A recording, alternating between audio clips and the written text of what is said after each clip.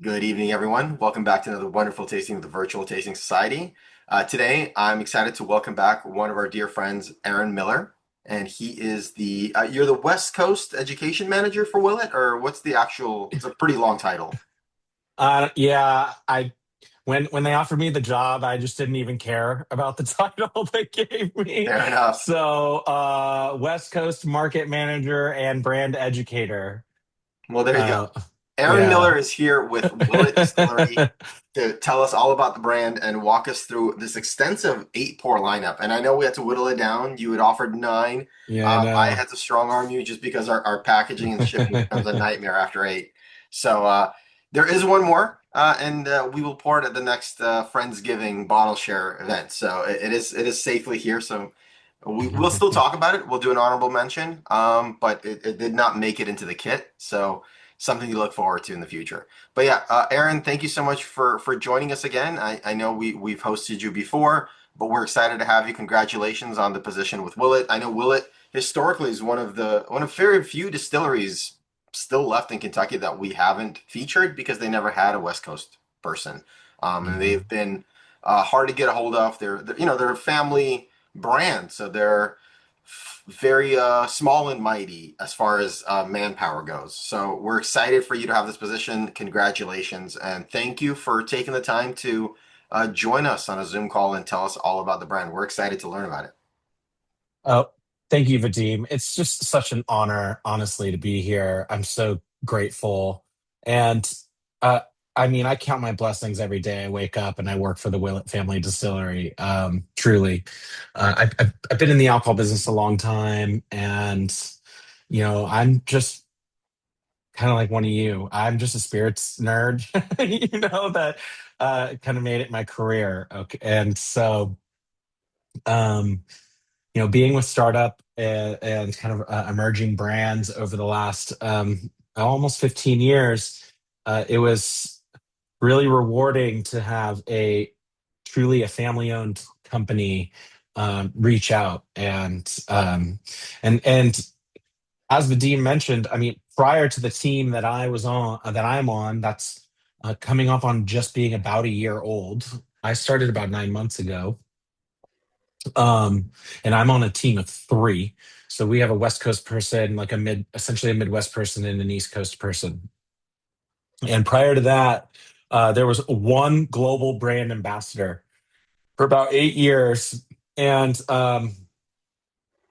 I, you know, she was just busy, and she, wasn't. I don't know. She never really worked in a bar or restaurant, and she lived in Kentucky, so she wasn't coming out here, very often. And she was, subject to what the distributor wanted her to do, right? And so, and then prior to that, it was basically Brit or Drew and his dad. Drew Colstein is currently our master distiller, master blender, and third generation owner, Willett family member. And his father, Mr. Evan Kolstein, who married Martha Willett. And we'll get into that story a little bit. But just so you know, that's where like the name sake of the family kind of changes. Um, again, it's such an honor to be the first person the family's ever hired, west of Kentucky. It's been like drinking out of a fire hose, let me tell you. Because the only reason I'm here is because of all the other family operations and businesses that supported this company to get me here. So I owe them a lot of I owe them my position. So it's just really excited. I want to get into this tasting, and partly because the Willett family hasn't had much representation, and also if you notice, they really don't we don't like market our stuff. um and so people kind of in their mind create their own stories about what will it is, or they have no idea that like some of the stuff that we're going to taste tonight, like Rowan's Creek, Noah's Mill, and Johnny Drum on the face, are not are they don't know that they're Willet products. Like for instance, one of my favorites that we're going to taste at Noah's Mill doesn't even say it's distilled at Willet on the front of the bottle at all. So, um, but that's part of the history at this point, and it's really fun to share. I'm excited to share this information with you, and I think you'll be. It's really fun stuff to learn. So, are we ready to get into some whiskey? Yeah, Yeah. absolutely. A lot of us, as you saw before we hit record, a lot of us have 6 or 8 glasses in front of us. So if you could tell us the order we're going to be tasting in, we'll line them up, and if they're cask strength, possibly pre-pour them and let them open up as we go. Um, Okay, awesome. Well, we're gonna do bourbon. We'll end with rye, okay, obviously, and I'm gonna generally kind of go by proof. So we're gonna start with the Pot Still Reserve, which is 94 classic. proof, and then we'll go to Rowan's Creek, which is 100.1 proof, and then we'll go to Johnny Dram. Oh, you know what?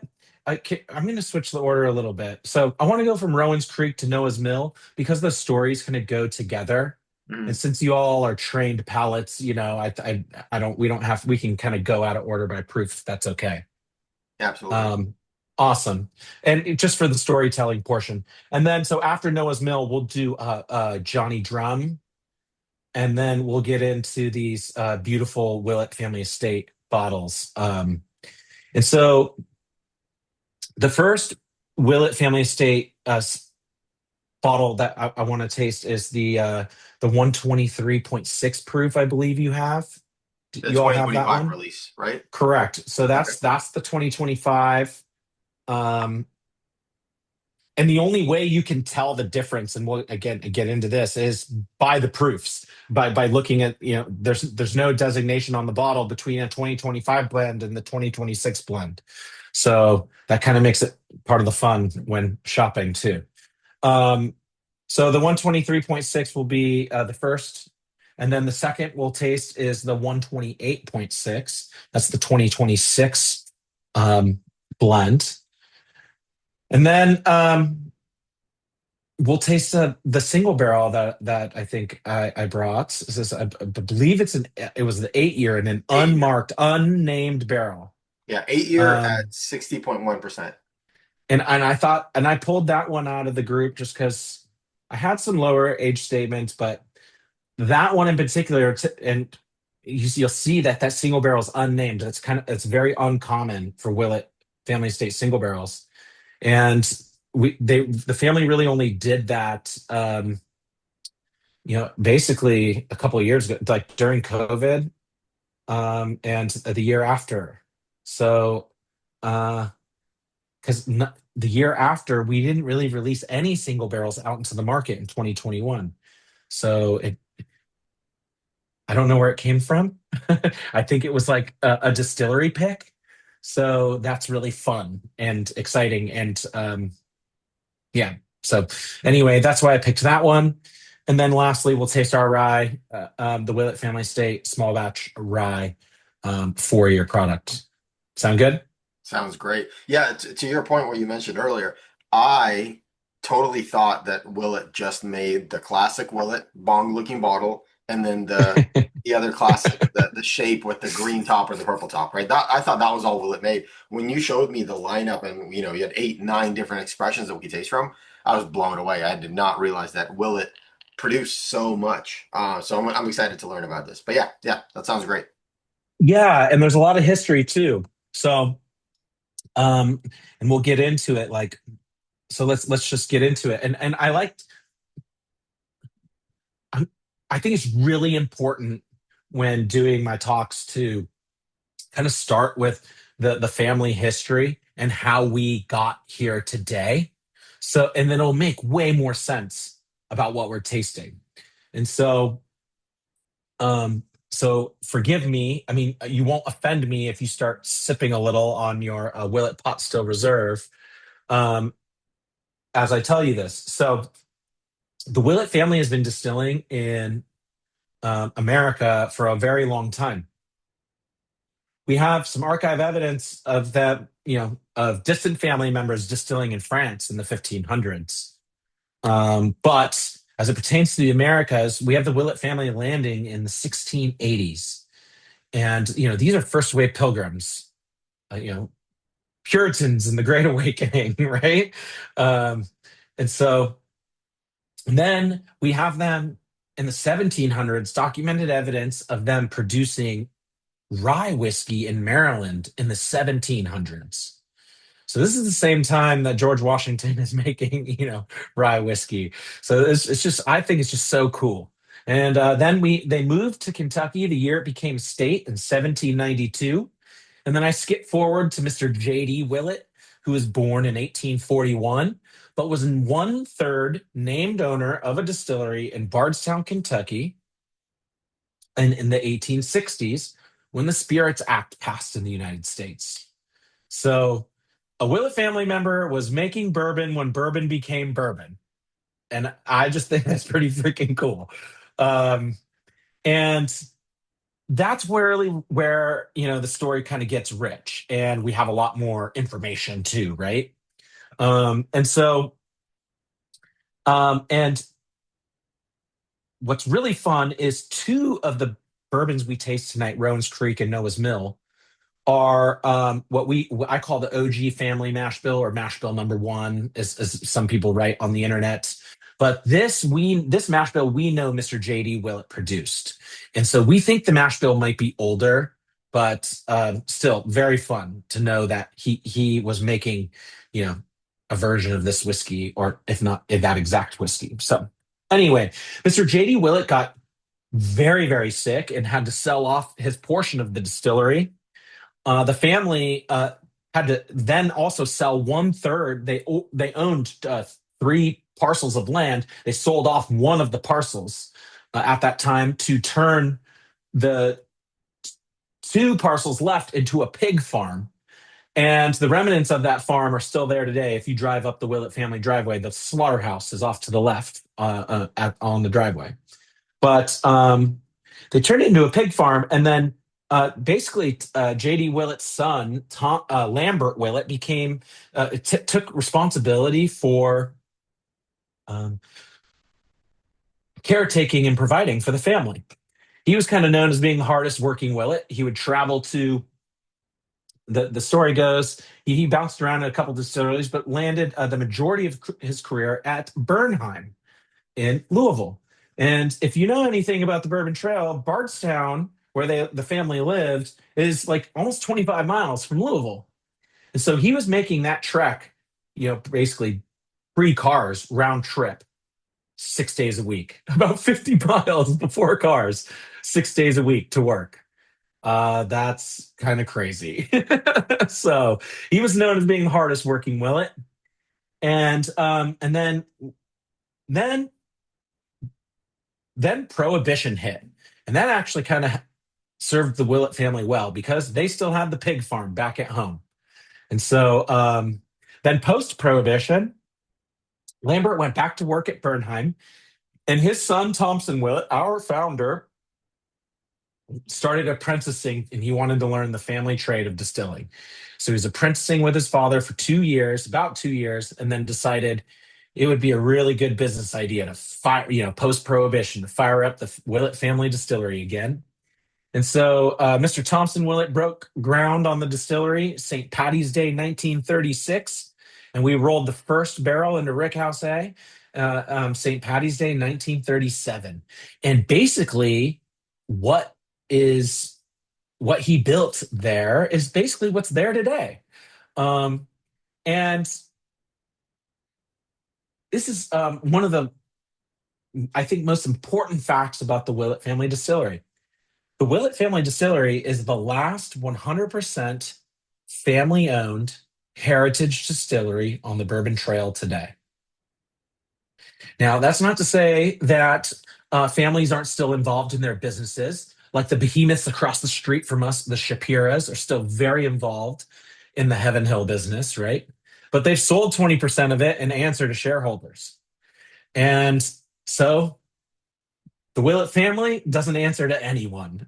Our owners are today, we are currently owned by Drew Kolfstein and his sister, Drew, I talked about a little bit, and then his sister Britt Colstein is our CEO.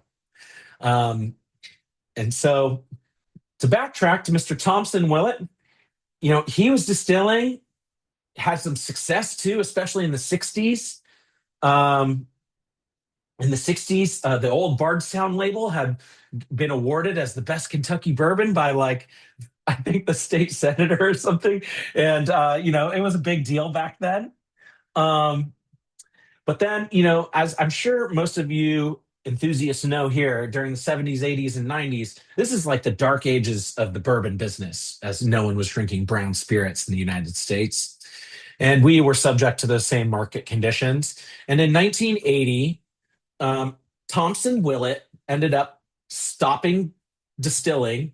He purchased a bunch of equipment to try to flip the family property into an ethanol gasohol company, and never even got the equipment erect, and ended up selling the family property to an ethanol gasohol company.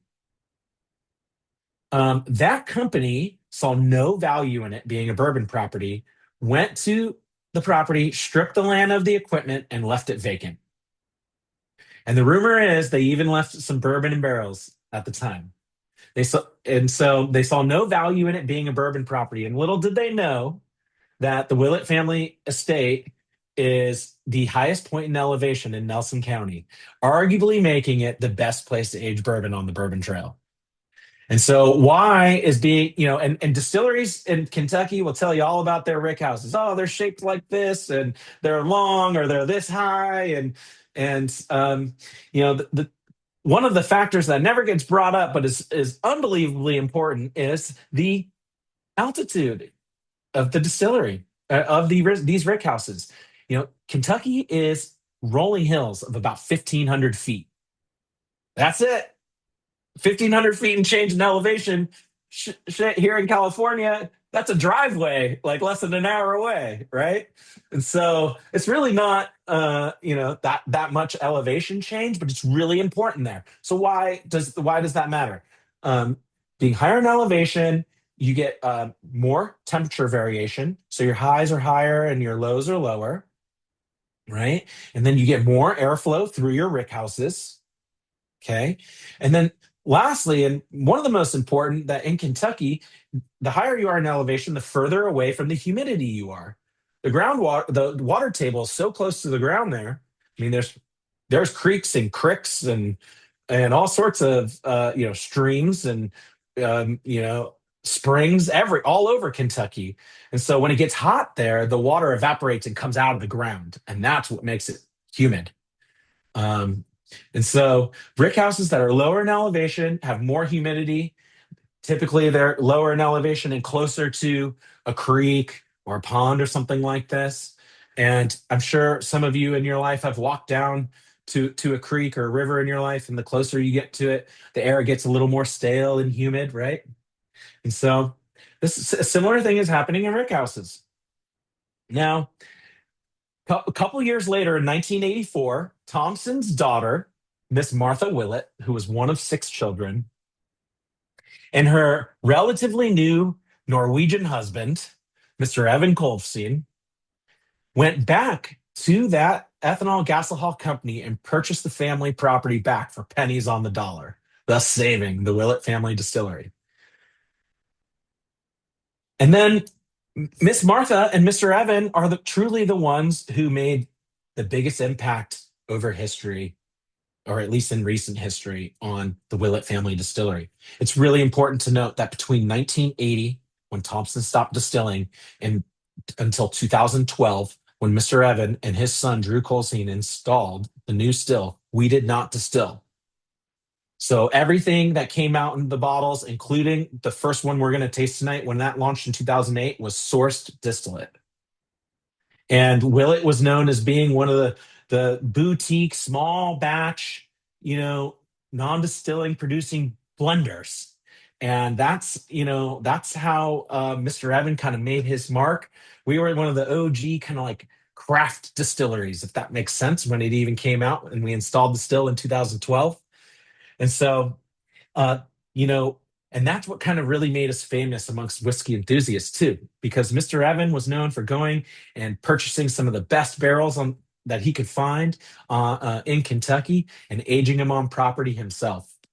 And some of the earliest single barrels that got released had high age statements from really sought after distilleries. You know, the most famous being some Stitzel Weller stuff that made it into our bottles, right? And it, like from 19 to like 25 years old. Unfortunately, we don't have any of that left. I wish, because I would like to drink that. um, and so, anyway, I digress a little. Now, Miss Martha and Mr. Evan pretty much ran the company themselves for a very long time. Um, with some a little help in Kentucky that they could afford. And then in 2003, Drew got involved in the family business, and then in 2005, his sister Britt got involved in the family business. And the first bottle that they released together as a family is the first one we're about to drink, the Willett Pot Still Reserve. And so this is an up to a 60-year whiskey. It's 94 proof, and it's the only wheated mash bill that we're going to drink tonight. And so at the distillery today, we only distill 4 bourbon mash bills and 2 rye mash bills. And up until about, I don't know, about 4 years ago, we can confidently say that everything that's in Willett bottles is, minus some sneaky single barrels that make it out still, is 100% Willett distillate. So everything that we're going to drink tonight is Willett distillate. Okay. And so the first bottle, though, was a collaboration of father and son and daughter and mother and the whole family really coming together. This is kind of Drew's mark. This is his first, bottle. But when it was released in 2008, it was originally a single barrel offering. And so, but the story goes that the pot still is essentially a replica of the family's patented still, right? And it was a nod to their father because they were modernizing the decanter. And so a lot of people don't know this, but Mr. Evan and I will talk way more about his stories coming up. Pretty much the first portion of the next, the next couple of whiskeys that we drink are all about Mr. Evan and his impact on the business. So anyway, Mr. Evan in the 1970s, 80s, and into I think the early 90s a little bit, he owned a porcelain decanter company where he hand painted porcelain decanters. He made some really famous porcelain decanters. He made the 1984 commemorative Olympic decanter. And in the late 70s, he made the only porcelain decanter that had rolling wheels on it. Now that was really high tech in the late 70s, okay? And so that earned him some NASCAR contracts, and he has a bunch of the commemorative NASCAR bottles are Mr. Evans because of that. And so, as a nod to their father and his impact, of hand painting porcelain decanters, they decided to modernize the decanter together. And so I was looking for it. Shoot, I guess I don't have one in my bag. Hold on. You guys have all seen the bottle, right?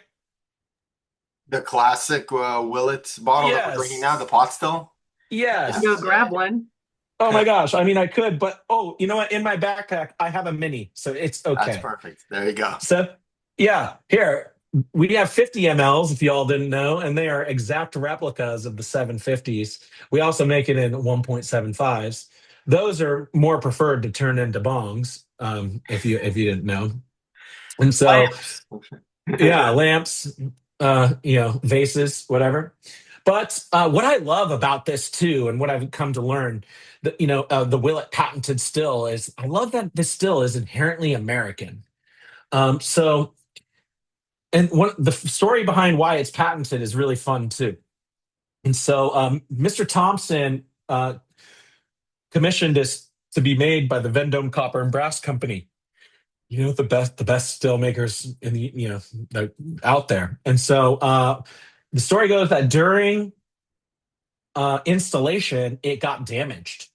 And so Mr. Thompson was not happy with it and asked them to make another one. And the Vendome Copper and Brass Company said no. And they said no for a while. And after some some persistency, they finally said, okay, fine, we'll make you another one, but only if you patent it because we don't want to make it for anyone else. It was too hard to make. And so that is the only reason why the Pitney still is patented. And but why it's inherently American too, because a lot of the stills that were making it here, in the earliest days were Olympic stills and brandy stills, right? And then when we had a big Irish immigration there, we started seeing some more Scotch stills here in the United States, and then we started seeing these kind of blends of these stills in American bourbon, right? And so in American distilling. And so this still is inherently American, known for having the wide base and the dramatic descent towards the middle, and then the onion, right? Because if you look at a lot of alembic and Scotch stills, they're more conical in shape, right? And so you can see here, Hey, Aaron, I have a big one. yeah, there you go. And See the so, video? yeah, Yeah. there you go. And so this has been consistently the weeded mash bill in this bottle for about the last 7 years. And the Willett family, they did not do a very good job alerting the market that they did that. They just kind of let people figure it out on its own. And I even saw Vadim's eyebrows raised. He didn't know it was a weeded mash bill. Most people don't. But now you can taste it side by side with the Wellers and the Maker's Marks of the world, and you be the judge, right? And so I got really great news. I got kind of secret news today that I'm not allowed to say, but since oh, I guess it is being recorded, whatever. But today, I appreciate you. And so, this is great. I mean, we're so excited because a lot of people, there's been a lot of different liquid in it through the years, and the whiskey's just really consistently coming out awesome. And so it's on the softer side for sure. The mash bill is 65% corn, 20% wheat, and 15% barley, which is a relatively high barley content for American whiskey and classic American bourbon. So, but this is Drew's mash bill. The story goes that he was inspired by this mash bill from a mash bill that his grandfather sold to a nearby distillery. I'll leave it at that. um, how do we like this? Good, great, grand. I mean, the 750 is on the shelf for about, I don't know, 55 to $65 a bottle, depending where you buy it. Costco randomly got the 1.75s a couple times over the last 2, 3 years. I can confidently tell you that during the holiday season, Costco will be getting 1 liter bottles of this. This is a new package size for us. So, also, I can tell you this. This is it's not a secret, but again, it's not something like we're announcing to the world. In September, October, we should see in the market for the first time ever cask strength pot still. I'm very excited about that. Wow, you're gonna have Um, bourbon drinkers really excited to try that. yeah, I mean, we'll see. This is the most controversial bottle that we have, but it's also, to be honest with you, it's our most selling whiskey by far. We sell, this by 5x anything else that we sell, and it's mainly because of the bottle. Yeah, I was gonna say the bottle shape is iconic. It's I've seen it presented at events and given out at raffles. It is Yeah. the horsey bottle for Willet. It's the one that people gravitate to as a gift. It doesn't matter what the Yeah. contents are. So, but I mean, it's nice that the contents are good as well. Yeah, well, that helps. And Yeah, so, it drives the um, second bottle purchase for sure. yeah, and it's 94 proof. one thing that that I love about Willet, and we'll get into it as we taste. Um, what makes a good distillate good? One of those factors, in my humble opinion, one of the variables has to be alcohol integration. How much alcohol is in the spirit, and does it taste? Can you taste it? Is it, how does it taste? Does it punch above its weight class? And I think Willett does an amazing job of that, and I think that partly has to do with having a little more barley content in our bourbons. So, all right, are we ready for the next one? Yes, yeah, no, maybe so. Cool. All right. Well, let's move on to the next one for the sake of time, too. Next up is Rowan's Creek. Yes. How how many of you have had Rowan's Creek before? Yes, no? Okay, cool. This came out in the early 90s, and this actually came out the same time as the next one we're going to drink, Noah's Mill. Okay. And so these two bottles came out at the same time as two other whiskeys. Um, some of you might know them, Pure Kentucky and Kentucky Vintage. They came out in the early 90s, and these four bottles together were called the Small Batch Boutique Collection. Um, Now, I'm going to stop a little bit because I'm going to backtrack to Mr. Evans' story. So, Mr. Evan Kolstein, who created these two brands here, he was an artist by trade. He is in the Kentucky Distiller Association Hall of Fame.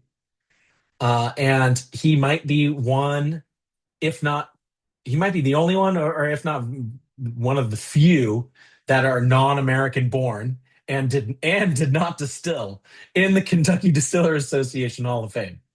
And um, so as you guys are drinking this too, let me give you the specs on it really quick. So this is the OG family mash bill. This is up to an 8-year bourbon. It's 100.1 proof. And it's the OG family mash bill. It's 72% corn, 13% rye, 15% barley. Again, a 15% barley mark. Um, and yeah. So back to Mr. Evans' story. He's in the Kentucky Distiller Association Hall of Fame, and for a couple different reasons. And let me backtrack to his story even more because it'll make way more sense. Mr. Evan, was born in Norway. He moved here to the United States when he was 15 years old as a merchant marine. So I call him like a modern day Viking because he was just working on a ship basically, and he ended up staying in the United States because he got an art scholarship to college and stayed here on an educational visa. And so that kind of, he's an artist by trade. And then after he was done with college, he learned a lot about importing and exporting like wine and spirits as a merchant marine. And so he started importing some of his own French wine and cognacs. And he was basically a traveling salesman in the Midwest. And he met Miss Martha Willett and married into a legacy American distilling family. And Miss Martha and Mr. Evan bought the distillery in 1980 or 1984 back off the bank, and Mr. Evan essentially, made a huge impact on the bourbon business because, it wasn't performing very well. And he had this thesis that if we just exported American products around the world, that people would buy them just because they're American. And at that time, music culture and movie culture are just booming globally in the late 80s through the early 90s. And the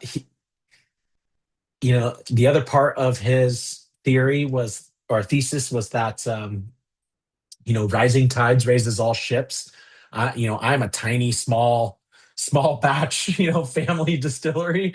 You know, if I help these other companies sell more bourbon, I'm going to sell more bourbon.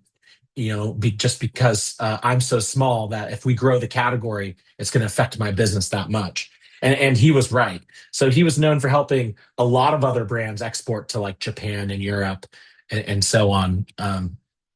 Four Roses, a couple other, kind of famous ones. Just Julian Van Winkle, he helped out get, a lot of that stuff to Japan. Um, and yeah, so then also, his nickname on his plaque in the Hall of Fame is Troublemaker. And I just kind of imagine he was, not a small man. He was about 6'3", 6'4", and he had a thick Norwegian accent till the day he died. And I just imagine this Norwegian man, Viking man, talking shit to all these people on the Bourbon Trail, all the Southern gentlemen, but he made a huge impact. And then, why he's a troublemaker too is had a lot to do with this label too. Now, Mr. Evan, he hand drew this bottle, the Rowan's Creek bottle. So and Rowan's Creek is a real place. This is a rudimentary topical map of Rowan's Creek. And Rowan's Creek splits the Heaven Hill family property and the Willett family property, and famously saved the Willett family property from burning down in the Heaven Hill fires of 1996. And so Drew said he could see the Rowan's Creek on fire for about a mile's eyesight because the barrels were so hot when they rolled into the creek that they stayed on fire. So pretty cool stuff. But the proof on it is 100.1. And when asked, Mr. Evan, why? He said, because I could. So this is him shaking his stick at his bottle and bond friends and just kind of making fun of them because it becomes even more absurd when you write the alcohol on the bottle. It's 50.05% ABV, as if the 0.05 matters that much. And so I affectionately call this one pecan pie. To me, this is sweet and nutty. Has a little, kind of that baking spice, very easy to drink. Family affectionately calls this summer bourbon. And then moving on then to the next one, Noah's Mill. This is the first Willett Willett whiskey I ever drank. I remember it being on the back bar at one of the places I bartended and being like, what is that wine bottle doing up there? And why? Oh shit, it's bourbon. And then being like, oh, it's 114 proof. Okay, I gotta try this. So if this bottle, when it came out, though, it made waves on the Bourbon Trail. Mr. Evan also hand drew this label. Noah's Mill is a real place. It was the mill in the center of town in Bardstown, Kentucky, where all the farmers took their spent grain. And so, anyway, this made waves on the Bourbon Trail because one, he put it in a green Syrah bottle. No one was really putting whiskey into a wine bottle. So, well, one of his good friends was kind of putting whiskey into a wine bottle too. And there's some friendly rivalry in that story, but we kind of tout ourselves. If you look on the side of the bottles of Rowan's Creek and Noah's Mill, when these came out, it was called the Small Batch Boutique Collection. The sticker says original small batch bourbon. Now, although this came out in the early 90s, there was a brand that came out before it that was really popularized the term small batch. Do you all know what that is? No, I see. So no, Booker's. So Booker's is known as kind of being the first most popular small batch brand, and that launched in 1988. Now, Mr. Evan got the distillery in 1984, and let's just say they were very close friends working together all the time. And Mr. Evan was really one of the only guys doing small batch, and same with his friend, Julian Van Winkle. Those two guys were like kind of the guys that were sourcing barrels, blending. They were one of the first like blenders, because prior to that, most bourbon was blended to be for consistency, right? And so, anyway, this made waves on the bourbon trail because it was also 15 years of age and 114.3 proof. And in the early 90s, there wasn't a ton of cast strength on the market and not a lot of higher age statements. So it became a fan favorite of the bourbon trail. This is up to a 10-year whiskey. It's the oldest whiskey we consistently make. And in my humble opinion, is one of the best bang for your bucks. When people go out and spend hundreds of dollars on a Willett single barrel for a 10-year, our single barrel is kind of on average MSRP for about $50 a year. So to get a 10-year single barrel, you're looking at, $500, right? It's kind of absurd because the Drew only blends all of our whiskeys in 23 to 28 barrel batches, period. That's not just small batch, that's tiny batch, right? And that this is a true small batch like brand. And like I know a brand that writes small batch on the bottle that blends in 500 barrel batches. So the term small batch is one of the only unregulated terms in the bourbon, or one of the few unregulated terms in the bourbon business. So brands kind of use it as a marketing technique.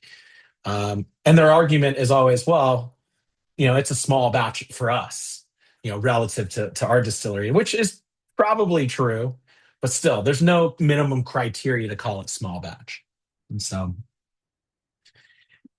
I just think it's kind of absurd that, why, when this is on the shelf and, it's up to 10 years of age and blended to make it taste good like this, like every time. It just baffles me, but anyway, with this, I love this because it's just so round and complex. It changes with every sip. There's a lot of there you taste way more oak spice on this one than the last one.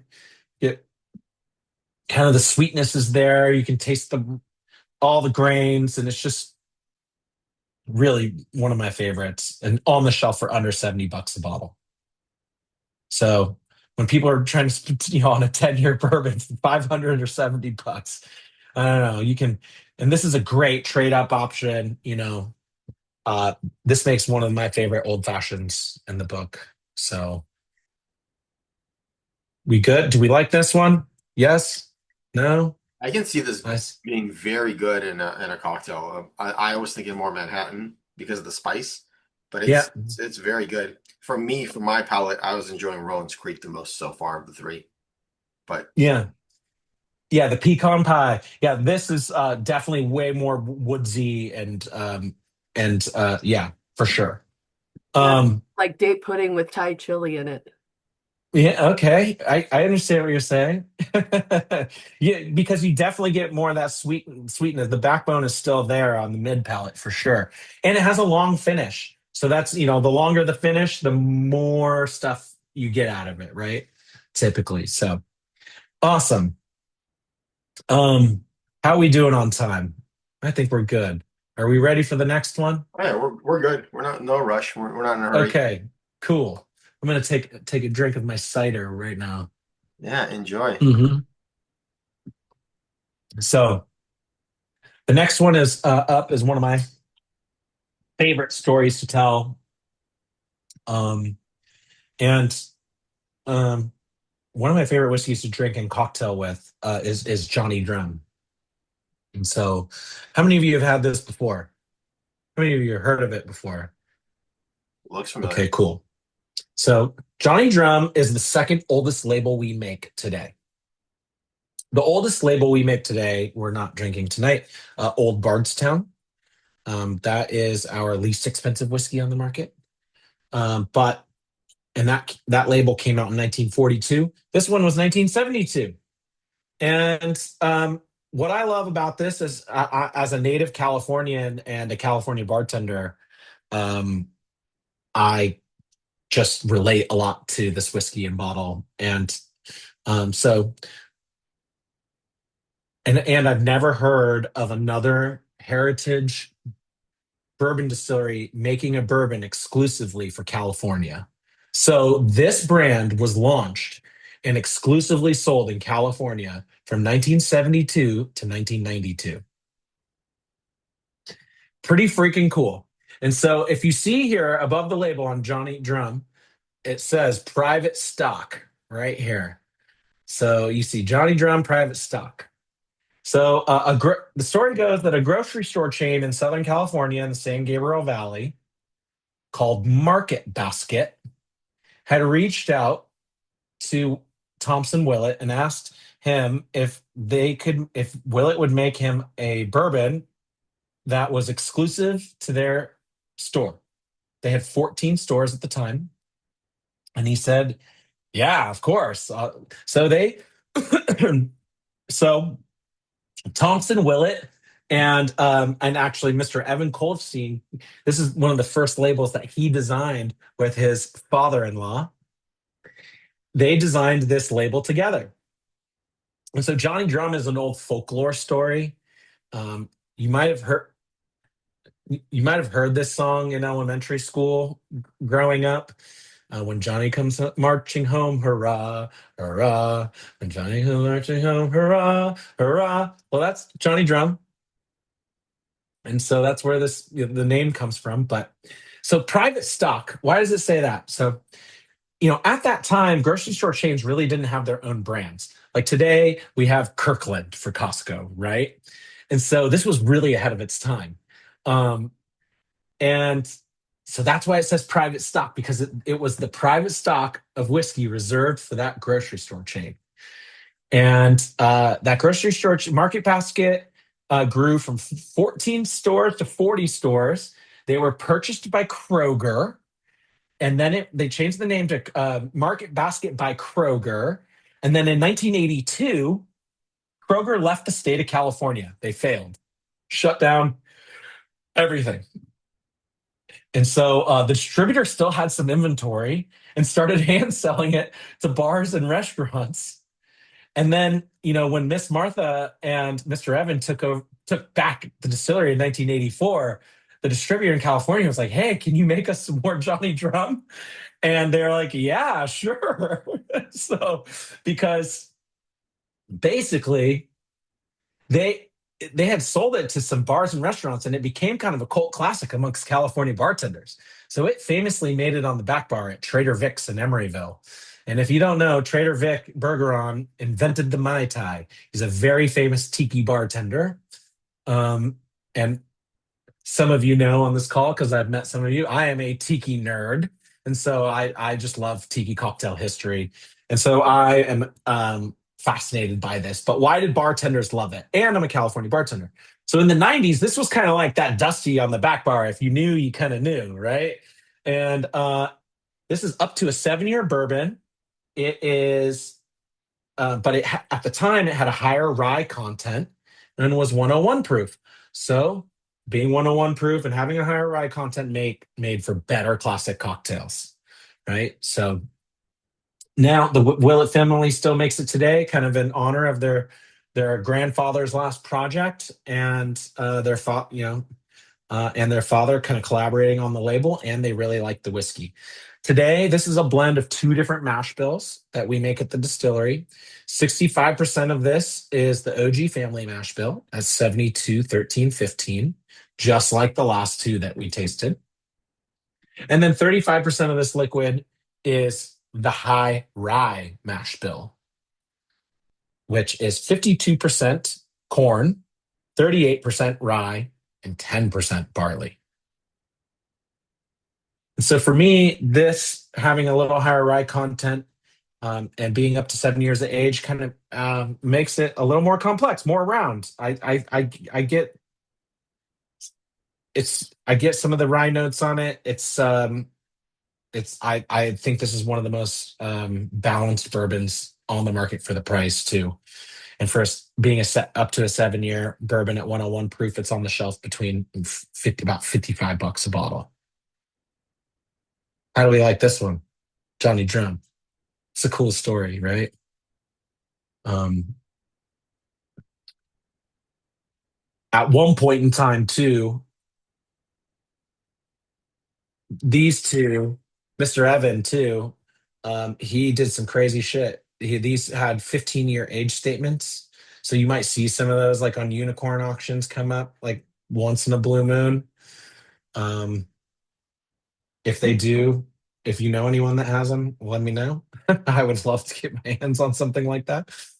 But anyway, eh, yeah, that's the year-round. Well, that's everything that's like basically KBD, and then the Willet pot still.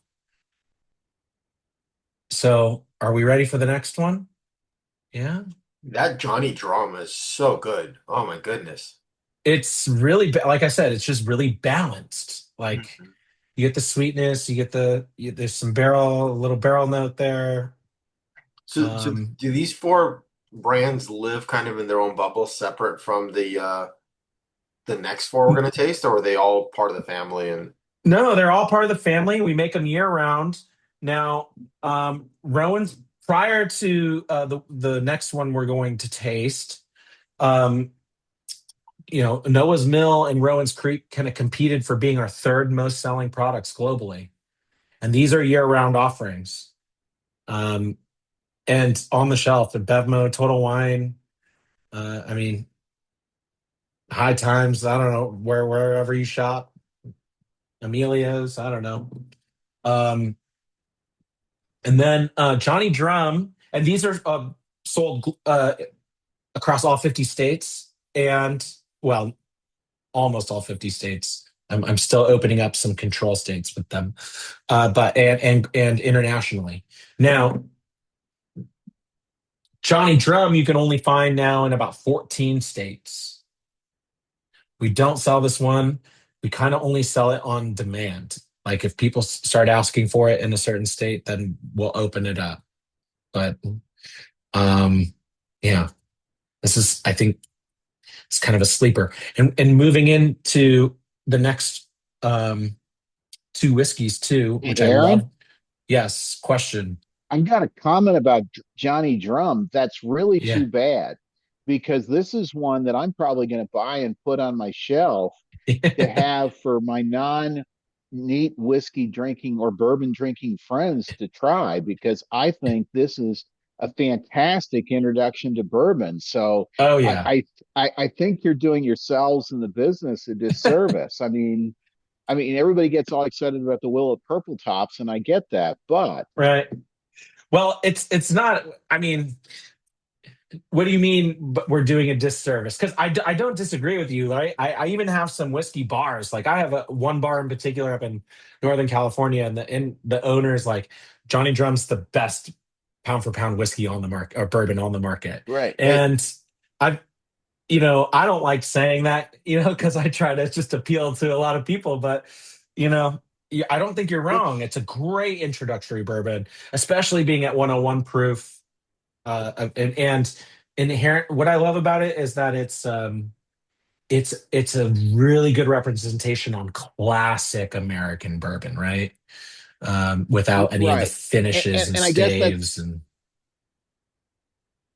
that's where it's a disservice because, or at least from yeah, where I'm sitting. I get why you do it, but it's just that at least from where I'm sitting, it's hard for me to find bourbons and whiskeys. It's actually a little easier for me to find scotches, that I yeah. can introduce people to whiskey and bourbon. So I guess that's why I would want to see it more widely available because it's hard for me to find stuff that say, okay, try this. It's not going to blow your doors off with the Kentucky hug or the proof or whatever. Yeah. And it will say, okay, this is not what I expected.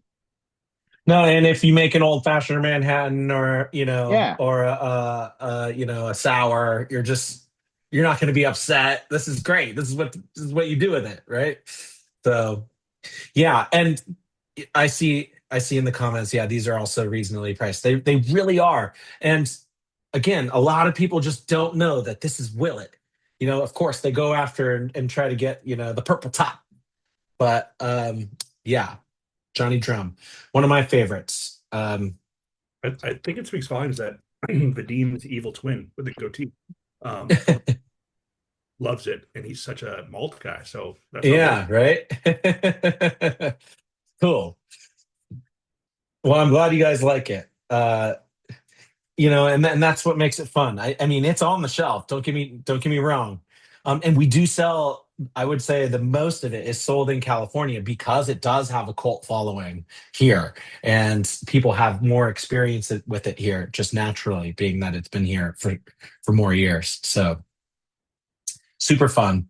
Um, and so this would be a good one to buy too with the 4th of July coming up. It's the 250 years of America being a country. You got the Johnny Drum right here. So it'd be fun one to pour in celebration. Are we ready for the next four whiskeys? Yeah. So what sets the next ones apart from these is the next ones are cask strength. That's really the big. Yeah, and the proportions of blends are different, but they are the two same mash bills as Johnny Drum. Oh, All right. Yes. So these are so the first one we're gonna taste, and we should have almost tasted the 2026 first. I mean, we we still still could, I can. guess, right? Still can. But the reason why is, well, we should taste it in how the family released it too. So the the reason why, I mean, you guys all have. I'm sure you. I mean, some people have even said purple top so far. So, uh, you know, prior to this offering getting released in Thanksgiving of last year, the only way that you could get access to the Willett family estate um, bourbon with the purple family crest and the purple foil was by purchasing a single barrel bottle from us. And Willett single barrel whiskey is arguably the rarest bourbon in the planet. We only release about two. It varies, and it heavily varies on charitable contributions. But we only release about 200 to 300 single barrels out of the distillery a year, and only about 150 make it into the market and supply chain. The rest are donated to charities, like charitable auctions and things like that. And so, for instance, California, we only get about 10 to 11 single barrels a year for the whole state. Let's say an average of 150 bottles out of each single barrel. That's 1,500 bottles for 40 million people a year.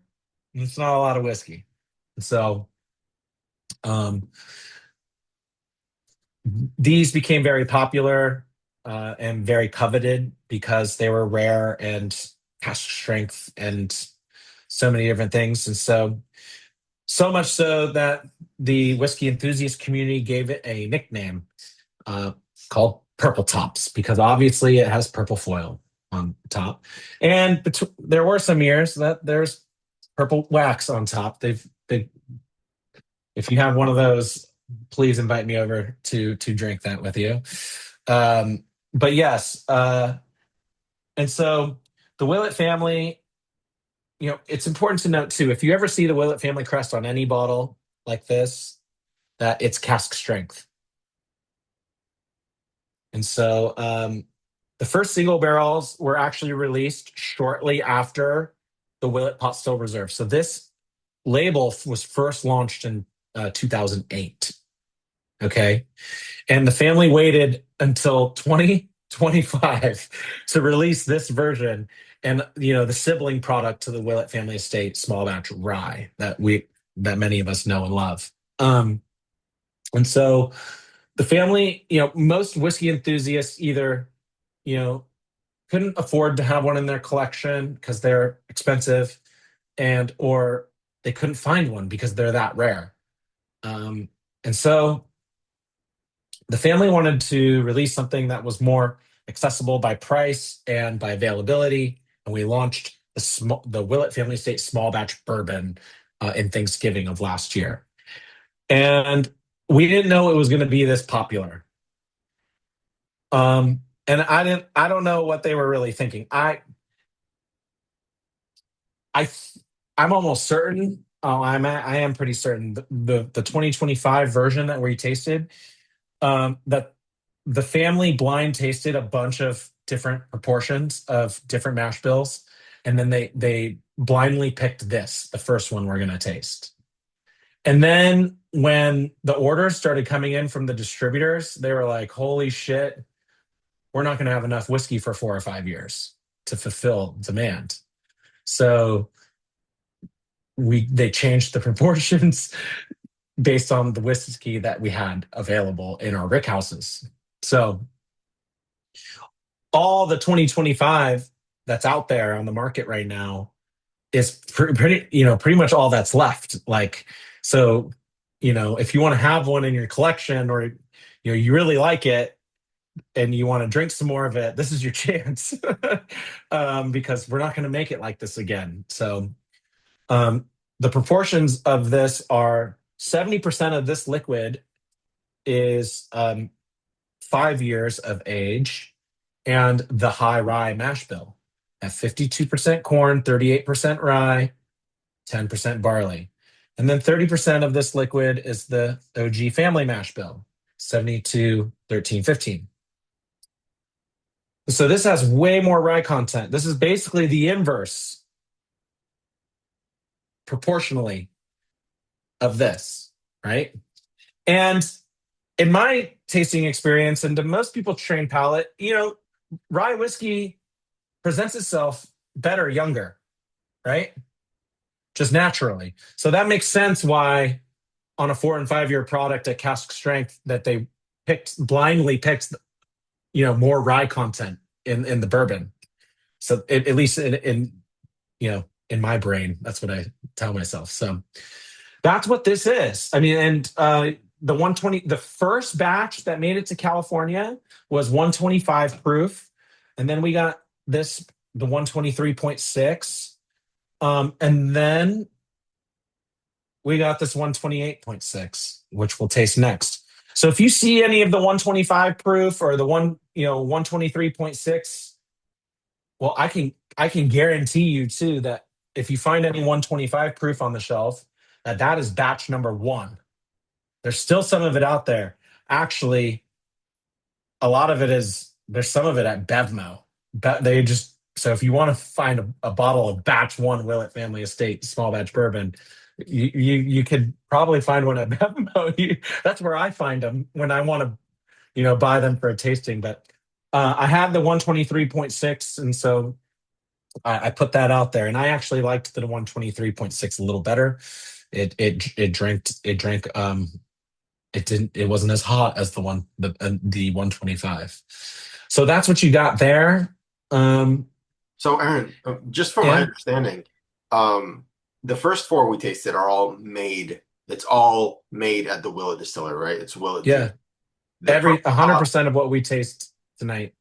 Okay, so the Purple Tops historically, because they were Willett family estates, I thought they were sourced, because you mentioned like still Weller juice, so like 90-year-old, it was sourced barrels, right? That the Willett family estate owned, but it didn't make, and so now everything is all made in house. Is that what we're tasting? Yeah, the majority of single barrels out in the market now are distillate, and but.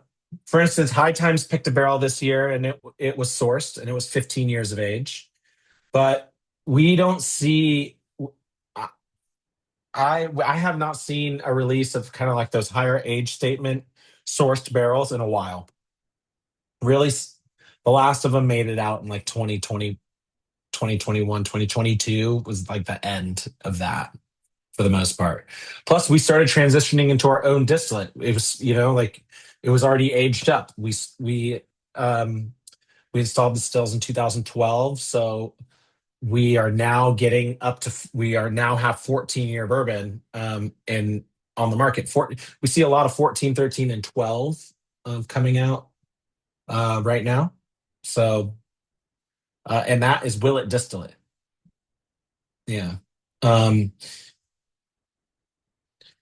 so when it first launched, it was all sourced liquid. So Purple Top, the single barrels, when it launched in 2008, we weren't even distilling it, right? And then it had to be sourced even through basically 2016, 17, 18, right? Because we installed the stills in 2012. So in 2018, you're only looking about 5-6 year liquid, right?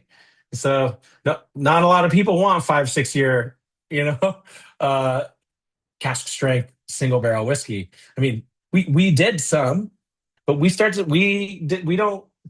There's like 1 or 2 5-year barrels that made it out, but we started at 6 and above.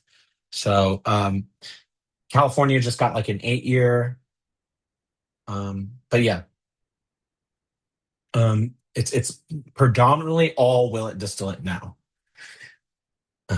And a lot of people don't know this too. Up until about 3 years ago, 100% of Willett's whiskeys were allocated. Pacific Edge, our distributor partner here on the West Coast, is a strategic partner of ours. And the Willett family tried to keep them flushed with as much inventory as they could. So we didn't feel it as much as the rest of the country. That's why Noah's Mill was more regularly on the shelf and not running out of stock, or Rowan's Creek and things like that. So anyway, now we got to taste them side by side though. So the next one is the 128.6. So basically the high rye mash bill that was the dominant distillate in the first one, prior to this offering, it was only used in Johnny Drum and Pure Kentucky as a small percentage of the blend. So as the orders came in, they were like, oh my gosh, we definitely don't have enough of this high rye mash bill to support the demand. Like, we're not going to have enough for the next 4 or 5 years. Like, we would have to feverishly make it like right now. And so they kind of went back to the drawing board and tasted some other blends. And this is what they came up with. So the 2026 blend is 80% the OG family mash bill as 72, 13, 15, and 5 years of age. And then 20% of it is the high rye mash bill. So the 2026 version is basically cask strength Johnny Drum.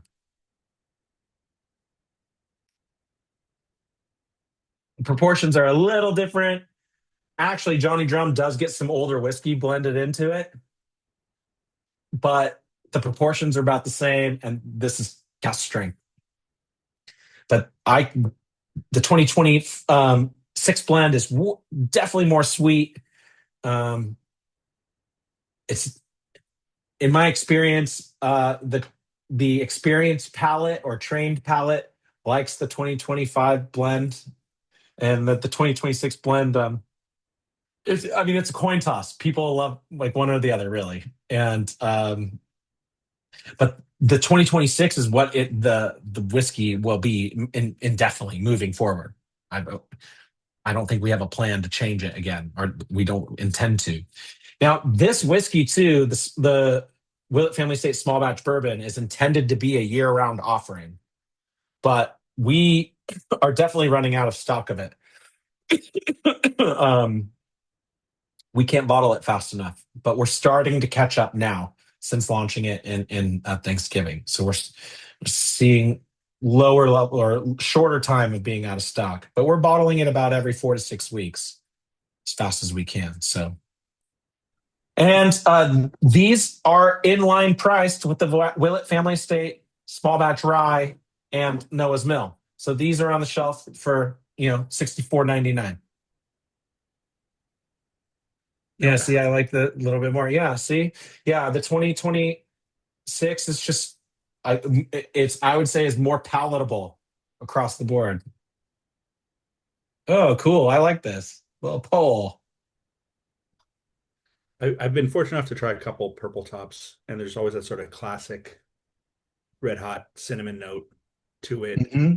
I'm getting that a little bit on the front of my tongue with this, but I'm sort of wondering, thinking about I mean, I guess I've had a couple sourced, but mostly not. Given the age statements of what I've had and what you're saying about the releases and the years. Um, but sorry, so my question is sort of that classic note, which I assume we'll taste with the next one. Why does it come out at cast strength at 8 years, but not really show up much in any of the others? Is it a different? Is it because of the age and proof? Is it a different mash bill? And maybe there's no answer to it. And I don't know. I'm just sort of curious because, um, a lot of time distillates have like a core signature that'll run through it, and it's Mhm. interesting to me that that core signature at the purple tops is that red hots, cinnamon note, but I'm not really picking that up in others, and so Yeah. and that's not a criticism. It purely is a curiosity. No, I like the no, others a lot. I'm just sort of trying to figure that out. yeah, um, and that's a hard question to answer, to be honest with you. Um, so first of all, with purple tops, like Well, you next have time, to. what happens when we die? So it's just going to get harder. So we'll start here. Well, it's just like you. First of all, it has to be. You have to know if it's Willett distillate or not, right? Because, and if it is Willett distillate, it's one of four mash bills, and you know, maybe did you get them from the same place? I don't know. I'm just curious. Like maybe it's the person who selected them and that's their palate and they like that, or um, because that flavor that you get is common, and I see that flavor in more of the higher proof, like a lot higher proof stuff, right? Like the one to 120 plus proof stuff. Because I've seen single barrels come out lower too, like 110, 108, and for some reason the higher proof stuff that's higher and then higher in the rick house. So this and a lot of people pick that stuff too because when they're blind tasting because they can pick it out so that they know, oh, this is going to be a higher proofed one. If they're tasting that cinnamon note, that means, oh, you know this is a higher floor. This is yeah, and that cinnamon note comes from our distillate and the exposure to heat, really the interaction with the barrel, right? And it happens on that level just for some reason. Gotcha. Um, I rather enjoy it. So yeah, yeah, I no, mean, yeah, and you can taste it too because it not only does it taste red, it's kind of hotter, like the euphoria, right? Like a like cinnamon, and so and you get that from having more heat exposure than like the lower the barrels, you get way more of the earthy notes out of those barrels than you do the higher the barrels. So I think that answers your question a little bit. It must have something to do with probably our OG family mash bill being on a higher level of the rick house. no, 100%, and that makes total sense thinking about other Right. brands and how much that so I appreciate it. Okay, cool. So yeah, and then unfortunately, the next one we're about to taste, I've never tasted. I don't know much about. I didn't ask. I mean, I guess I could ask for the information, but this is the purple top that I brought to the table today. Um, I forgot the proof. I guess I could zoom in on my picture here. What was it? It's 120.2. Ooh, 120.2 for an 8 year. So, by the way, just to give you the feedback, people have voted, and wow, the results are pretty polarizing. 2026, 80% voted for the 2026 Hey, over the 2025. I'll take it. I love that. Yeah, kind of fun. Good, because that's what we got. If you would have said 2025, you would have been SOL. So yeah, This 8 years awesome. smells amazing. I was just telling Vadim, I was hoping, but it's not. But I just picked up for out of luck. Mission had a sale. They had an 8 year that's like 126 or 128, and it was 300 marked down 250, and a coupon for $50 off. So I got it for two. I Whoa. was like, buy now. So Yeah. but I was like, hope it's the same because I could taste it. But if it's anything like this, I'm very stoked because No, I don't think because the one that just came in is named. ah, Like and this one is unnamed. And so interesting. because it's unnamed too, my now the single barrels that I get, I when I first start, it took me 4 months to find out how to get single barrel samples from the distillery. It's like, oh, you didn't know this, Aaron? I was like, no. Like I so anyway, for every Willet single barrel that gets sold, the contract is that we keep 12 bottles for our library. So when you go to the Willett family distillery, or the bar at Willett, and that's you get to drinks, you can get access to the library. Like whatever bottles are there, those single barrel bottles that are being offered there are from people's single barrels that they picked. Yeah, we went there and ate, and it's famous for, is it a fried chicken sandwich? What is it famous for? Well, The egg salad egg salad sandwich. sandwich. It was fantastic. Sorry, It's all good. that was excellent. Yeah, I mean, so it's kind of crazy. Yeah, you bring up the bar at Willett. So, you know, Willett is such, if you haven't been there, it's such a special place. The tour and the people there are just so hospitable and welcoming. And the property there is so welcoming. It doesn't feel like you're at a manufacturing facility at all. And, when you're walking into the distillery or you're walking through the rick houses, you see people's names carved into the wood, and it's just really authentic and palpable. And you know we opened the visitor center for the first time in 2012 because people were just driving up the driveway like, hey, can we get a tour? And it's just, at the time there was only like 15 people working at the company. And Mr. Evan was like, yeah, sure. This is where I blend whiskey. And and they wanted to be, hospitable. So they opened up a get like a tour, excuse me, a visitor center.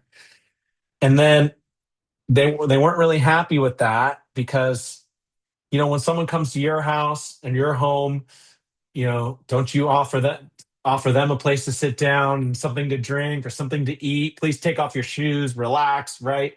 And so that was the theory behind it. And up in a lot of people don't know that we are a tiny family company, tiny in comparison. Although Willett has kind of especially amongst whiskey enthusiasts and people in the trade, has a name associated with quality and, oh yeah, you're Willett, you're huge. We are tiny. We'll do about 11 to 12,000 barrels of liquid out of that's Willett product this year out of the distillery. And for instance, Heaven Hill across the street will do over 300,000 barrels worth of liquid. So, we're just tiny in comparison to a lot of the big bourbon distilleries. And only up until 2019 there was only 25 people working for the company. That's it. For a global brand, that is insane. No sales, no marketing, there's just nothing. And so in 2019, now today we have about 100 people on staff because in 2019 we added a bar and restaurant, a gift shop, a coffee shop, and a tasting room, and then and we bolstered up the tours. And we're one of the few distilleries on the Bourbon Trail that actually have a kitchen on property. And it's not just pub food. Our kitchen and our restaurant are amazing. We won a James Beard Award in 2022, and we were nominated last year for another one. And so Chef John nails it. I know we're famous for the egg salad sandwich, and it's amazing, but the food in general is absolutely spectacular. And so I definitely encourage you all, if you ever have the chance, to visit the Willett family distillery because it's worth it. It's interesting you say it's inspired by like your home, because or like a southern home, because one, we were lucky enough to have five or six of us who ordered a shit ton of stuff and shared it. But two, open kitchen, you just see them cooking right there, Yeah. and it just feels like, yeah, you're sitting down and someone's like, because there's all the, I mean, there's so many bottles, but it was that meal was definitely one of the we had two or three pretty great meals, and that was definitely one of them. That was pretty fantastic. Nice. Yeah. The restaurant is only open Wednesday through Saturday and is definitely booked out about 2, 3 weeks in advance at least. So if you want to actually eat there, and if you happen to be there on a Friday, there's an off menu item that's one of my favorites, and it's the burger. It's very, very good. Not on the menu. There's always a count. They only have a certain amount of them, and they go very early in the night because a lot of the townies know about it too. So they rush in there, at 5 o'clock, right when we open, and try to get a Willet burger. So anyway, I'm so glad. I mean, I see the chat kind of going on, and seems like everyone's really loving this whiskey. So that makes me happy. Cool. Yeah, this 8 year, I really, really wanted to not like it because Yeah, it's all especially hype. It's bullshit. You can't find it. It's expensive. Damn, it's so good. It's I'm and disappointed in well, myself. that's the other thing why I picked it and I thought it was fun is because it doesn't have a name. My assumption is that it's an older release, right? So this was not picked in 2026, 2025, 2024, 2023, 2022. Maybe it was picked in 2021 or prior because of that. So I don't know. I would imagine they were, especially if and it's the Willett distillate. So uh, they only started picking Willett distillate, 6, 7, 8. They were this. The reason why I think it's so partly better, even though it's younger, is that they were picking the best barrels, right? And so, uh, yeah, I'm I'm happy. Yeah, I don't want to move on to the rye, but let people kind of enjoy this one while they can. I'm sure some of you maybe even didn't pour all of it.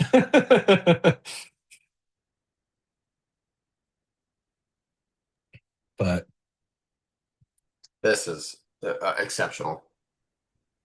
Jane's showing off that she's got half ounce samples left over. I love this, and this tasting brought in some new people to the club, so I'm happy to see oh, that. cool. Feel free to share your tasting notes and tell us what you like. Yeah, please. Yeah, I mean, Vadim, since they're here, why don't you give us a little background, for the first time? Why don't you give us a little background about the Virtual Tasting Society and how it kind of started and what Oh, brought you absolutely. here? Oh, thank you.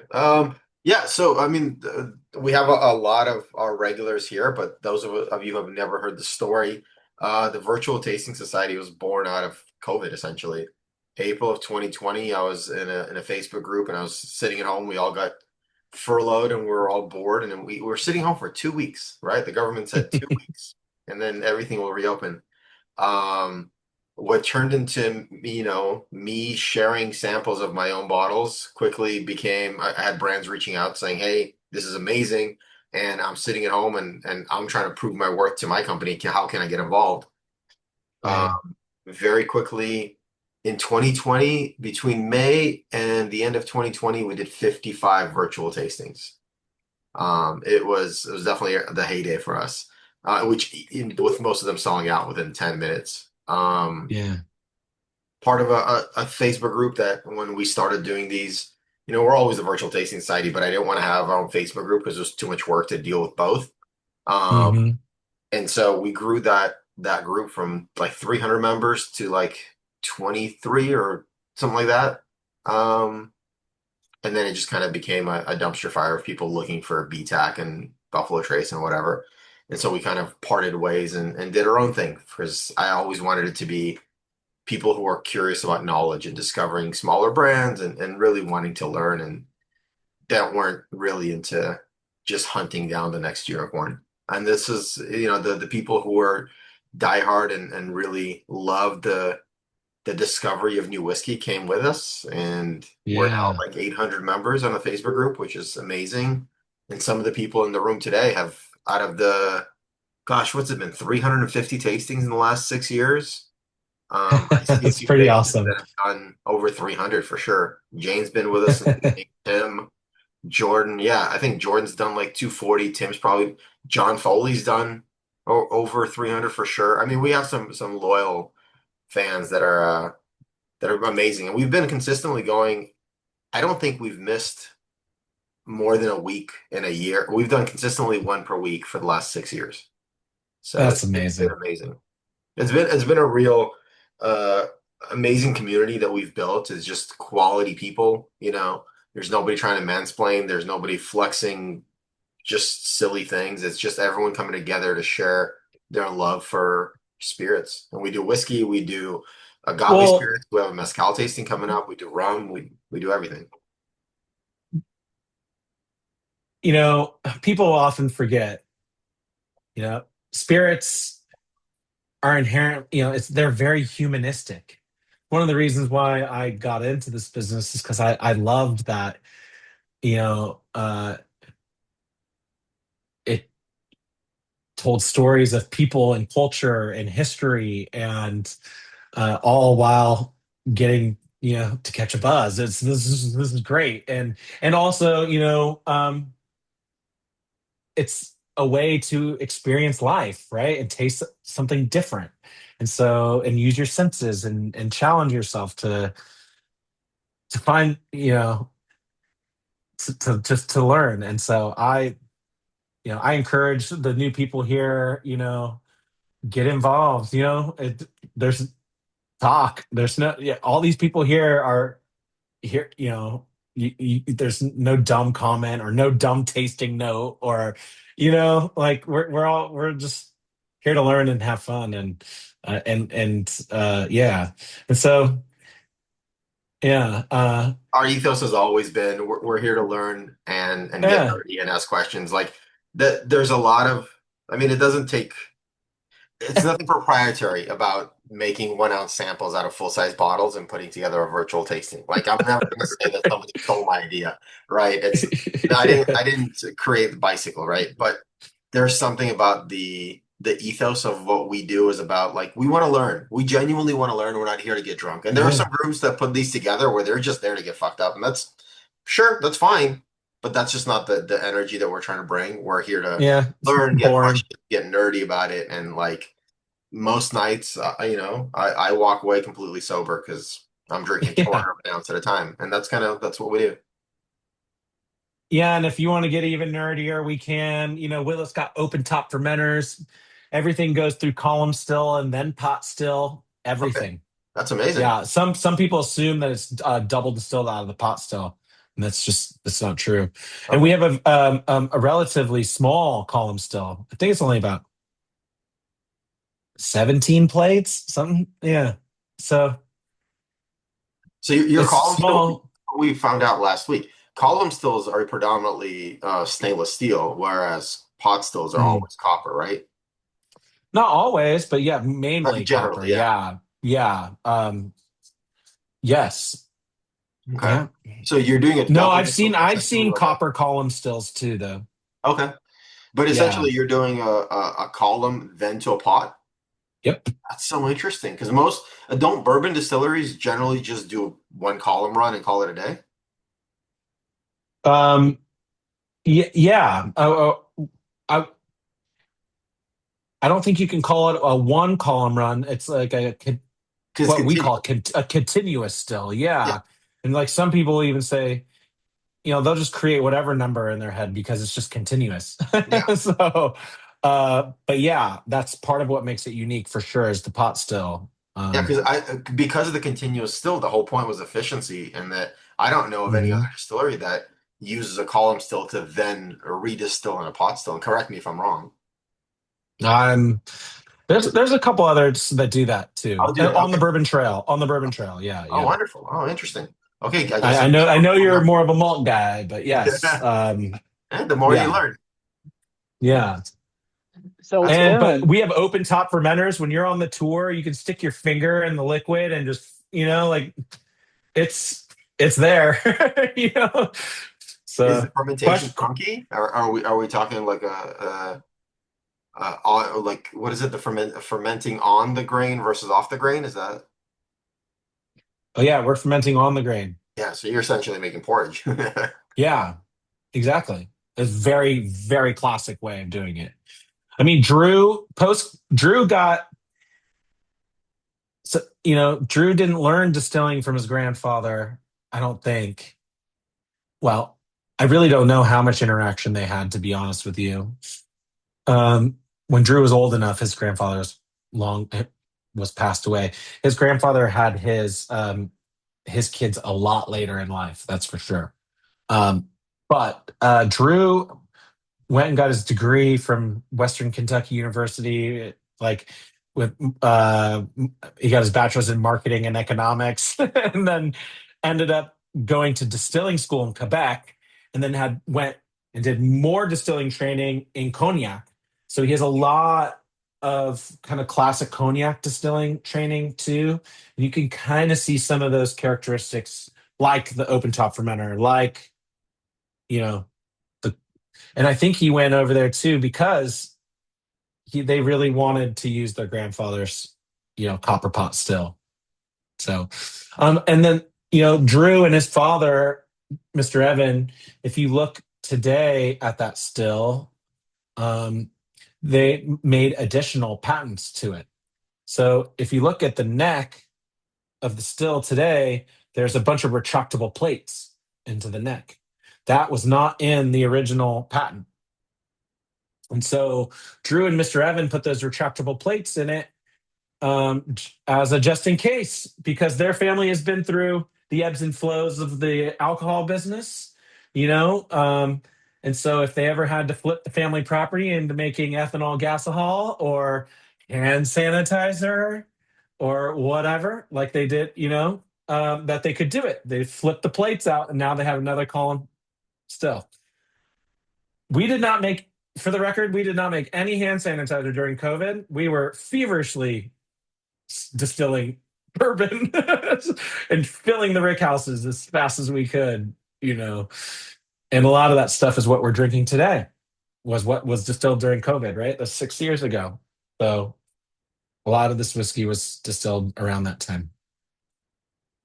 Chris had a question. I rudely interrupted him. Go ahead, Chris. Yeah. no, that's so Aaron, it really sounds like there's a rather deliberate philosophy or thinking behind the column still followed by pot stills. Yes. That's something I've not heard of. So Yeah. what can you tell us about that? That to me is very interesting.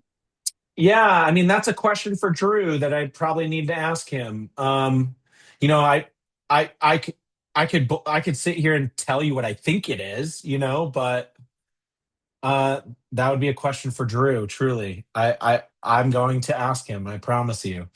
Um, yeah, and it's a relatively small column still too. So, and I mean by law they can't distill it past 164 proof, right? But I mean if it's first time pass through, it has to be coming out of the column still. I would imagine pretty low, like 30%, 40% alcohol by volume. Why? Because then why would? Because then then they're putting it through the column still. I've got to think it has something to do with his spending time in Cognac in France or something like that. There must be something Yeah. that he picked up on there that says, Yeah. okay, this is how we're going to do it. Oh, that's how Mr. Thompson did it too, though. If you look at old pictures of the distillery, like then they're on our website. I actually have a bunch of them. I guess I could share them. I have some pictures from the 50s. The column, you can see there, the building is around the column still. It's there. So they've been. That's how Mr. Thompson built it. So this was. I don't think this was Drew's choice. Well, it was his choice to do what his family was doing. You know. Yeah, but again, he kept on with it, so it works. Yeah. I Yeah. mean, Yeah. Of course. I'm just trying to figure out why it works. I mean, because it's different. It's different. For sure.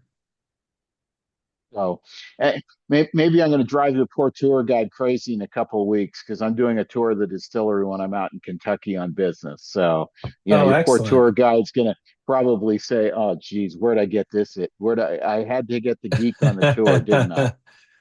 Well, when are you going? Did you say? Oh, a couple of weeks. So I've Mm. signed up for the tour on the 23rd of June. So anyway, Oh, the bar and restaurant's not open. I'm I sorry. know, I know. When you said that, my heart was crushed. But I will tell you, I'll just have to go back. yeah, right. We're one of the few tours too. Oftentimes on tours, they take you on a tour and you're like, okay, this is cool. When are we going to drink? Let's get to the end so we can drink, right? That's not how the Willet tour is. You start you with a drink, you walk. When every room you go into, they're pouring you a different new one of our whiskeys, and so it's it's a lot better than I will say than other bourbon tours. It's a lot more engaging. We'll just say that. Yeah, the discussion of the different way you guys do distillation just made me that much more excited. So I'm Yeah. really you've helped sell my decision to do that tour when I'm there. Oh, good. Yeah, I mean, Bardstown too is a great. This is the heart of the Bourbon Trail. There's a lot of distilleries in that area. Heaven Hill. Uh, Another one that I love too, which is worth a visit, is Preservation Distillery. Um, and they're our neighbors as well. Um, Mr. Evan being the artist that he was, Mr. Evan, another reason why he's in the Kentucky Distiller Association Hall of Fame is if y'all didn't know that, during the 70s, 80s, and 90s, while these brands were going out of business, Mr. Evan famously purchased the trademark and copyright for a ton of these labels. The Willett family might own more labels than almost any other family on the Bourbon Trail. And so most of them I'm not allowed to talk about because they sold through the years. But the ones I am allowed to talk about are the ones that he drew himself and made himself. So, that very old St. Nick bottle? Mr. Evan hand drew that. Um, put that bottle side by side with Noah's Mill, and you can definitely tell the stylistically, they're similar. Mr. Evan also hand drew the Black Maple Hill bottle. Some of you might know that brand, Black Maple Hill. Rare Character just bought the rights to it and is re-releasing it. So it's kind of cool. But yeah, I just think it's cool because he hand drew those labels. And when you get to do the tour too, in the first room, you'll get to see a handful of those decanters that I mentioned that Mr. Evan um, made. And it's just really cool. They're cool to see.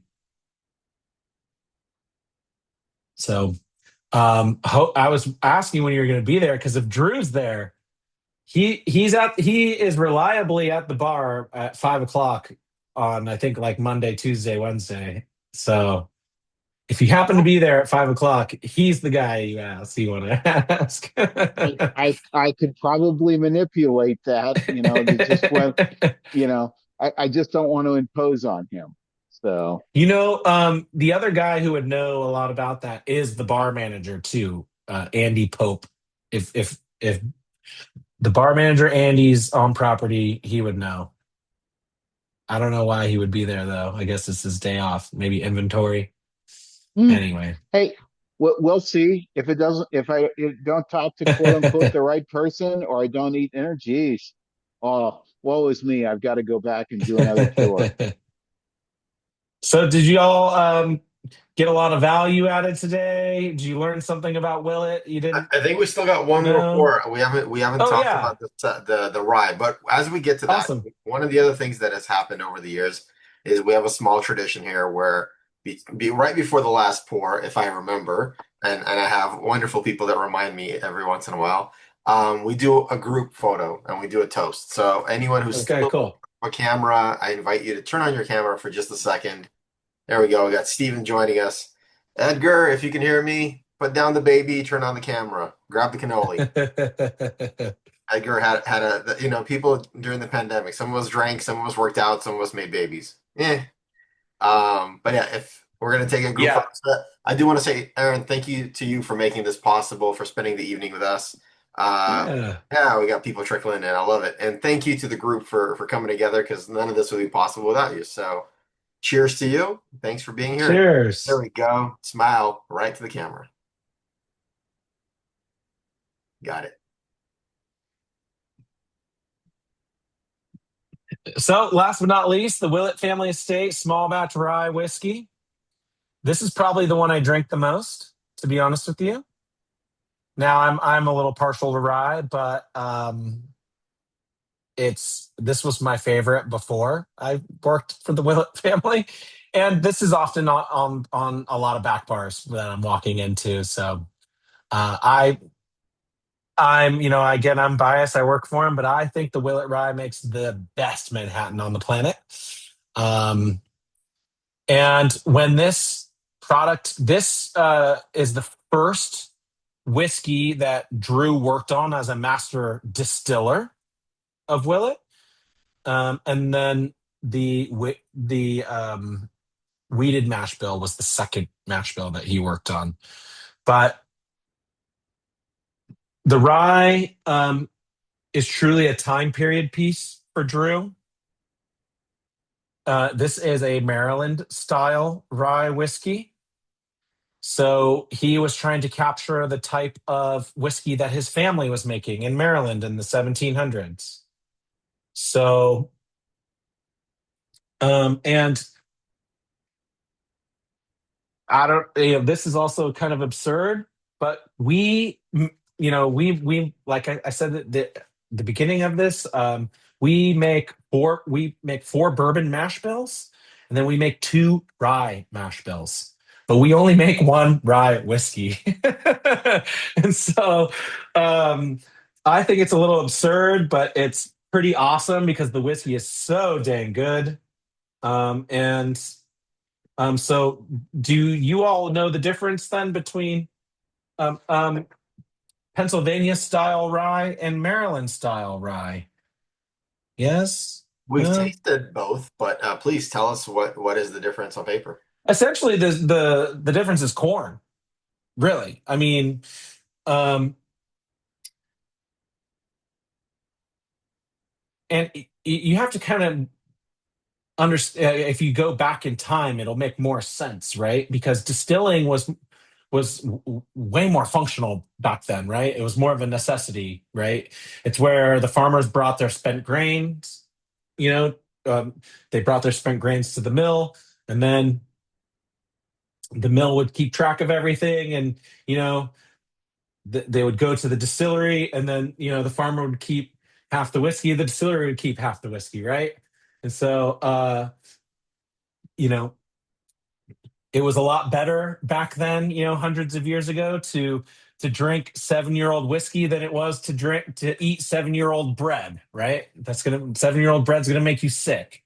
And so, um, you know, the distilleries in those areas are distilling what's coming from the farms in those areas. And so the rye grain grows more in colder climates, right?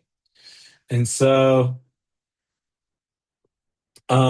in Pennsylvania and in that general vicinity, was way more rye farms, and down south there was way more corn farms. So Pennsylvania style rye, 95.5 to 100% rye, right? And so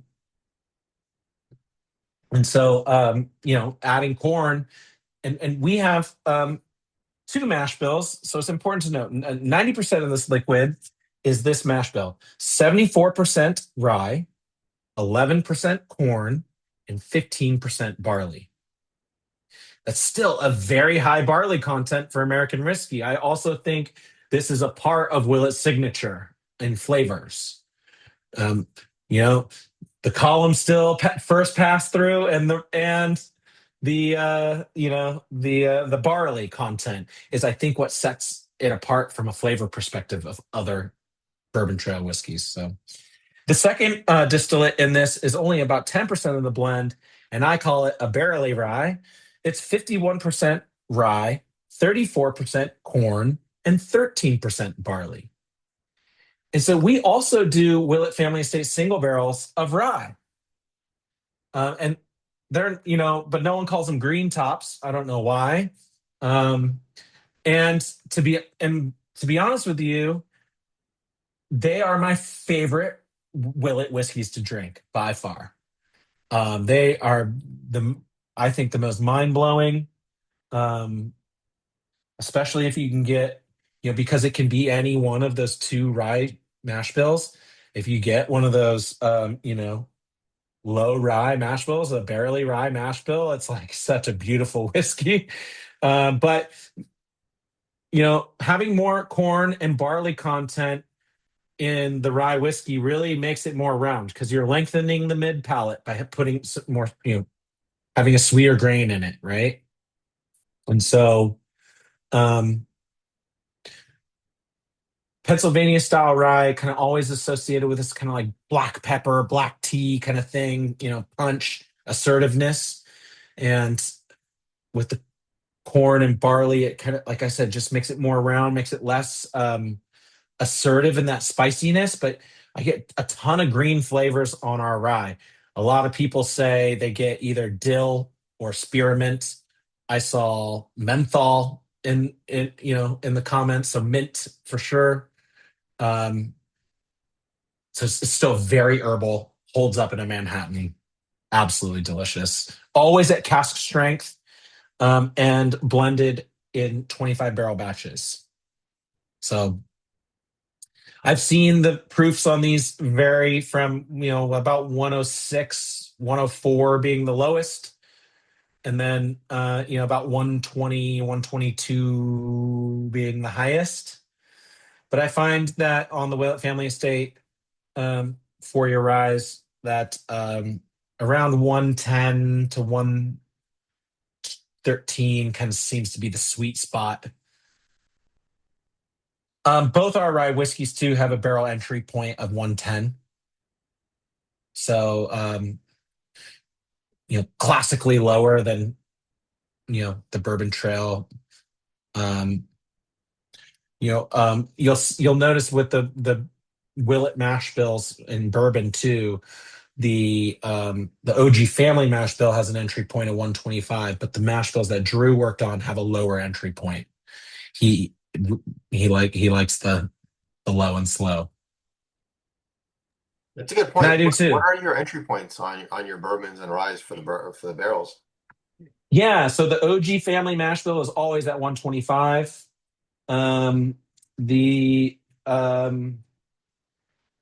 The pot still or the weeded mash bill is always at 115. The only other product that you can get our weeded mash bill in is the 8-year weeded, which is an annual release coming up in September. And you guys also heard it here. We'll have the cast strength pot still. Some of that weeded mash bill has made it out in single barrels through the years. People have picked it for sure. Yeah. I'll tell you though, to your point about the green tops, my first or second purple top I got from Bevmo a couple years ago. And when I went to do like the sketchy Bevmo thing where you go in the back and go, "You got anything new?" I got this purple top. He's like, "I also got this green top."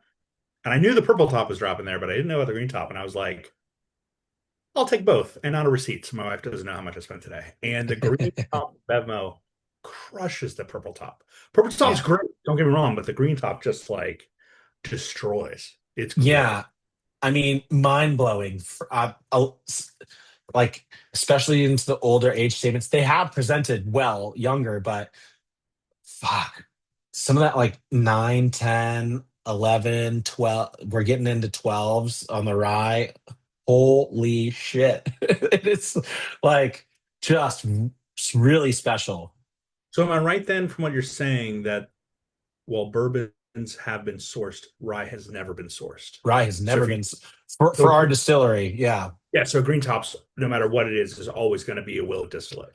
No, no,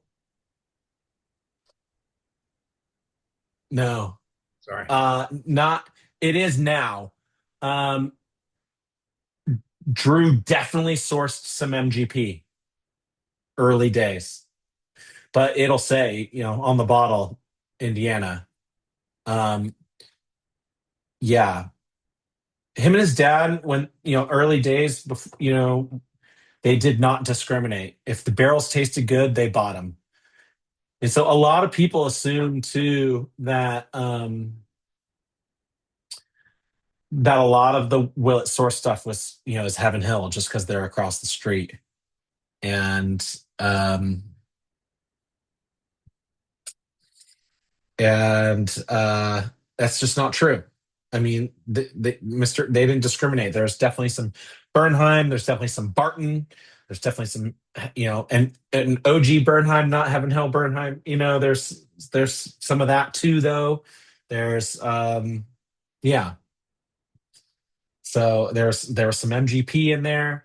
We famously post COVID did a distillery only release of a bottle that looked very similar to this, but the family crest had red in the label and the foil on top was black, and that was a blend of 11-year Indiana whiskey and 6-year Willett bourbon. And it was distillery only released. We were selling it out of the gift shop in 2021 for $70 a bottle.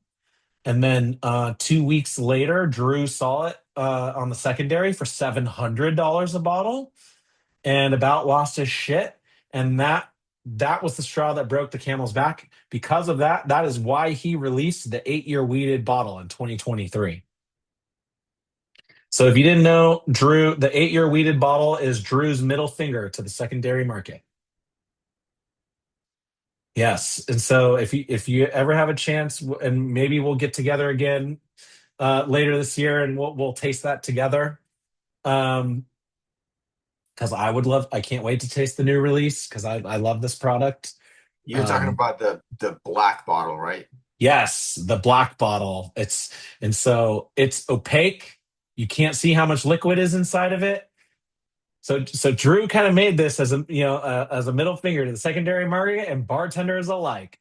And so, and part of the reason he did it too is because he hates the nickname Purple Top. He absolutely hates it.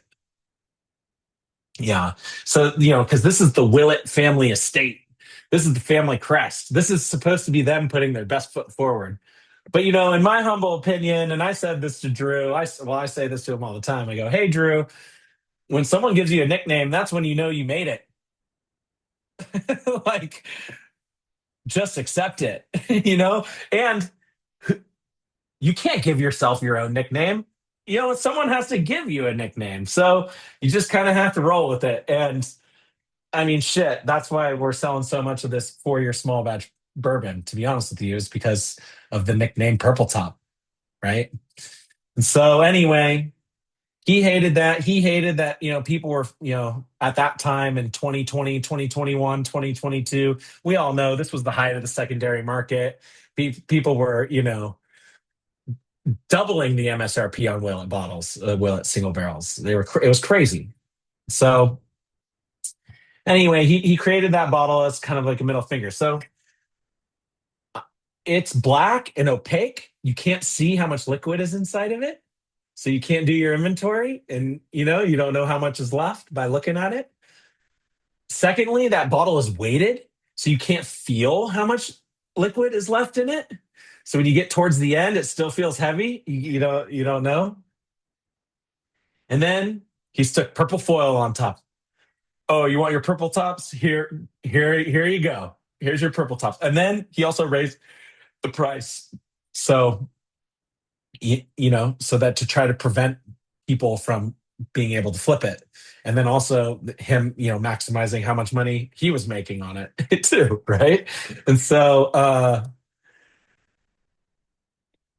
whether Drew knew it or not too, this being an annual release, he knew that when it released that it would get was going to be under a microscope amongst the bourbon, enthusiast, and that it was going to get polarizing reviews. He already knew the bottle would get, polarizing reviews. Shit, we already get enough polarizing reviews on the pot still bottle. What's next? How else can we, piss people off? So, uh, he didn't really care, and so whether he knew it at the time too, and one of the ways the Willett family is, maintained being in business through the years and being scrappy is they buy glass in bulk. Like, that's why Noah's Mill is in a green Syrah bottle. It's because it was cheap at the time, I think, and different, And so they bought an absurd amount of that 8-year weeded bottle, and there's no label on it. All the writing is embossed on in gold, flaky paint on the bottle. And there's no way by looking at the bottle to authenticate the year it was released. So in the 2023 was the first release of that product. It was an 8-year bourbon. The 2024 was almost a 9-year bourbon. The 2025 was 10-year bourbon and was noticeably awesome relative to the 8-year, the 2023. But you couldn't, by looking at the bottle, you can't tell. You can't tell if it's the 2025 release or the 2023 release. And so, and it also prevents secondary selling because you can't authenticate it, right? So even though the 2025 release had 10-year bourbon in it, you can't, and there's no way of really knowing, so ultimately what it does is it encourages people to just drink it, and that's what we should be doing. And I'm excited. Hopefully maybe this year it's 11-year bourbon inside of it. I don't know. We'll see. So yeah. But I don't know how I got to that part of the story. It was, yes, we have sourced some MGP rye before. So The true sign of a good bourbon night is the stories come and you have no idea where they came from. Yeah. yeah, right. I really don't. I don't think I don't think we have any more MGP on property. I haven't seen it go out in a couple of years, to be honest with you. Cool. So, Yeah. I'm sure you noticed, I tossed out a poll asked for the favorite of the night. As a lot of people in the chat pointed out, it was pretty much 97% 8-year. So Yeah. I send out the poll again for the people's favorite of the night without including the single barrel. So now you get to guess what you think was the favorite of the night for the group. What do you think was the favorite? I think Rowan's Creek, All right. just because I know it's like really easy to drink. But I think the one that might have surprised everyone was Johnny Drum. Okay. So I'm going to close the poll. This is one of those. One of those. Okay. Well, fun point. Rowan's Creek got 0 votes. Whoa! I thought that's funny. So it's spread out all over the board. Even the rye got a vote for as the favorite of the night. Of course. Heck yeah! But Johnny Drum took the night. You know, a good Yeah. third of the participants voted Johnny Drum first, and then Noah's Mill, and then the 2026 bourbon took it all from 2025. So Wow. clearly doing better this year than last year. Great job. Cool. Well, Rowan's Creek was your number three, Jane, because the 8 year was your number one, and then whatever you voted, that was number two. Uh, Yeah, the 8 year. okay, I cool. can put up the first poll that we did. It was 64% voted for the 8 year, and then the other ones kind of spread out across the board. So there you go. All right. Yeah, it's fun. Well, thank you so much. Thanks for spending the evening with us. If I want to make sure that if anybody wants to ask any questions while we're here, that they get a chance to. Yeah, please. I'll hang out for as long as y'all want. Well, I guess there aren't any questions. I guess everybody's just enjoying their dram. That works. Well, Aaron, thank you so much. Yeah, We really thank appreciate it, you. and hopefully we can see you in person. I know you're based in LA, so you're local. So a lot of the guys here and gals are local to LA. But yeah, absolutely. Thanks for making this possible for us, and we expect wonderful things for you, and hope to see you soon. Cheers. Thank you. Thank you for inviting me, Vadim. Cheers. Nice to meet everyone. Cheers. Bye.